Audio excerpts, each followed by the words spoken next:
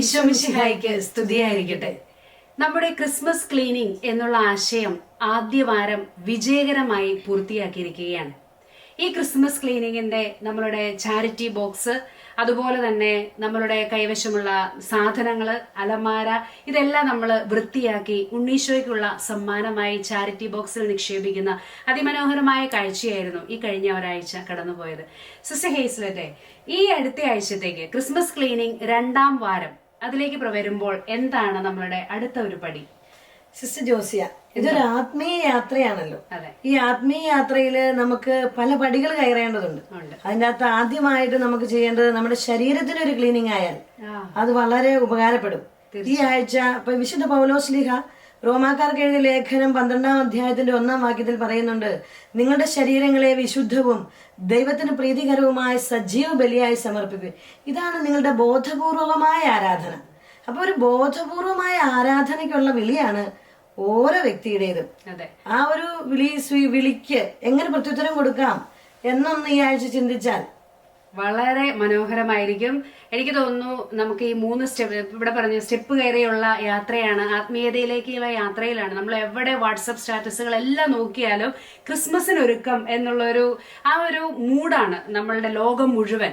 അതുകൊണ്ട് ഈ പ്രാവശ്യം നമുക്ക് അത് സമർപ്പിതരെന്നോ പുരോഹിതരെന്നോ ആരെന്നോ വ്യത്യാസമില്ലാതെ എല്ലാവർക്കും, സകല ജനതകൾക്കും വേണ്ടിയിട്ടുള്ള രക്ഷയുടെ സദ്വാർത്ത എന്ന വിധത്തിൽ നമുക്കിത് അവതരിപ്പിക്കാം എന്ന് തോന്നുന്നു. ഈ ശരീരത്തിന്റെ വിശുദ്ധീകരണം, അതിനകത്ത് ഏതൊക്കെ മേഖലകൾ വരും എന്നുകൂടി പറഞ്ഞാൽ കുറച്ചുകൂടി എളുപ്പമാകും തോന്നുന്നു. ഓക്കെ, ശരീരത്തെ കുറിച്ച് ആദ്യമായിട്ട് നമുക്കൊരു പോസിറ്റീവായ ഒരു ചിന്തയുണ്ടാകണം.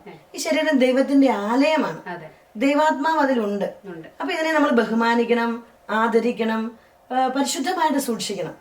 അപ്പൊ അതിനെന്തൊക്കെ നമുക്ക് ചെയ്യാവുന്നൊരു ചെറിയ ചിന്ത വന്നാല് ചെയ്യാവുന്ന കാര്യം? തീർച്ചയായിട്ടും ഒന്നാമത്തെ കാര്യം എനിക്ക് തോന്നുന്നു, ശരീരം വിശുദ്ധമായിട്ട് സൂക്ഷിക്കണം എന്ന് പറയുമ്പോൾ ഒന്നാമത്തെ കാര്യം എനിക്ക് തോന്നുന്നു രാവിലെയും വൈകുന്നേരവും കുളിക്കാം. എനിക്ക് തോന്നുന്നു ക്രിസ്മസിന് കുഞ്ഞുങ്ങളാണെങ്കിൽ രാവിലെ എഴുന്നേറ്റ് കുളിക്കാൻ മടിയുള്ളവരുണ്ടാകും. എങ്ങനെയാണെങ്കിലും ഉണ്ണീശോയോടുള്ള സ്നേഹത്തെ പ്രതി രാവിലെയും വൈകുന്നേരവും കുളിച്ചിട്ടേ കുർബാനയ്ക്ക് പോകുള്ളൂ എന്നൊരു തീരുമാനം എടുത്താൽ അത് വളരെ നന്നായിരിക്കും. പിന്നെ നമുക്ക് ചെയ്യാവുന്ന ഒരു കാര്യം, ഈ ശരീരം എപ്പോഴും നമ്മൾ ഒരു സുഖ മേഖലയിലെ ക്ഷണിച്ചുകൊണ്ടിരിക്കും. സുഖമാണ് ശരീരത്തിന് ഇഷ്ടം. അതിനെ ഒരു കംഫർട്ട് സോൺ, ആ ഒരു സോണിൽ നിന്ന് ഒരു കറേജ് സോണിലേക്കുള്ള ഒരു യാത്ര, അത് നമ്മൾ ഒന്ന് ആരംഭിച്ചു കഴിഞ്ഞാൽ, അതായത് രോഗപീഠകള് ഇതെല്ലാം തന്നെ ശരീരം എപ്പോഴും നമ്മളെ അതിനെ ക്ഷണിച്ചുകൊണ്ടിരിക്കും. തീർച്ചയായിട്ടും. അപ്പൊ അതിൽ നിന്ന് നമ്മളൊന്ന് മുമ്പോട്ട് യാത്ര ചെയ്ത് കഴിഞ്ഞിട്ട് ധൈര്യമായിട്ട് എനിക്ക് ദൈവകൃപയാൽ എനിക്കിത് സാധിക്കും എന്ന് വിചാരിച്ചുകൊണ്ട് ഒരു യാത്ര മുമ്പോട്ടായാൽ ശരീരത്തിന് ഒരു കൃപയുടെ നിറവാകും. അതെ, എനിക്ക് തോന്നുന്നു അതിനകത്ത് ഈ പുറകോട്ട് വലിക്കുന്നതിനകത്ത് അലസത വരും, മടി വരും, കുറച്ചുകൂടി ഉറങ്ങാം എന്നുള്ള ഒരു ചിന്ത വരും, പിന്നെ അധ്വാനത്തോടുള്ള ഒരു വിരക്തി, ഇതിപ്പോ വേണ്ട. വിശുദ്ധ ഗ്രന്ഥത്തിൽ പറയുന്നുണ്ടല്ലോ, കുറച്ചു നേരം കൂടി ഉറങ്ങാം, കുറച്ചു നേരം കൂടി മയങ്ങാം എന്ന് വിചാരിക്കുന്ന, അതാണ് ഈ സിസ്റ്റർ ഹേസ്ലറ്റ് പറഞ്ഞ ഈ പുറകോട്ട് വലിക്കൽ എന്ന് എനിക്ക് തോന്നുന്നു. അത് നമ്മളുടെ ഒരു സേഫ് സോൺ ആണ്. ഈ സേഫ് സോണിൽ നിന്ന് കറേജ് സോണിലേക്ക് മാറി നിൽക്കാനുള്ള ഒരു ക്ഷണം കൂടിയാണിത്. അത് വളരെ വളരെ നല്ലൊരു ആശയമാണ്. ഈ അലസത എന്ന് പറയുന്നുണ്ടല്ലോ, അതൊരു വലിയ വലിയ ഭാരമാണ്. ആത്മീയതയെ പോലും അലസത കൊണ്ട് പൊതിഞ്ഞു വെക്കാം. അങ്ങനെ പൊതിഞ്ഞു വെച്ചിട്ട് ആത്മീയതയ്ക്ക് വേറൊരു പരിവേഷം, അലസതയെ സൂക്ഷിക്കാനായിട്ട്. അപ്പൊ അത് നമ്മളെ വല്ലാണ്ട് ശല്യപ്പെടുത്തും. പിന്നെ വേറൊരു കാര്യമുണ്ടല്ലോ സിസ്റ്റർ ജോസിയ, ഒരു ഡിജിറ്റൽ യുഗമാണല്ലോ. അപ്പൊ നമ്മൾ ഈ മൊബൈൽ ഫോണൊക്കെ ഉപയോഗിച്ച് ഒത്തിരി സമയം കളയുന്നുണ്ട്. കഴിഞ്ഞ വർഷം നമ്മുടെ കോതമംഗലം രൂപതയുടെ പിതാവ് പറഞ്ഞല്ലോ, ഒരു ഡിജിറ്റൽ ഫാസ്റ്റിംഗ്. വളരെ നല്ലൊരു ആശയമായിരുന്നു അത്. എനിക്ക് തോന്നുന്നു മുഴുവൻ യൂത്തും എല്ലാവരും, ലോകം മുഴുവൻ ഏറ്റെടുത്ത ഒരു ഭയങ്കര വൈറൽ ഒരു സാധനമായിരുന്നു അത്.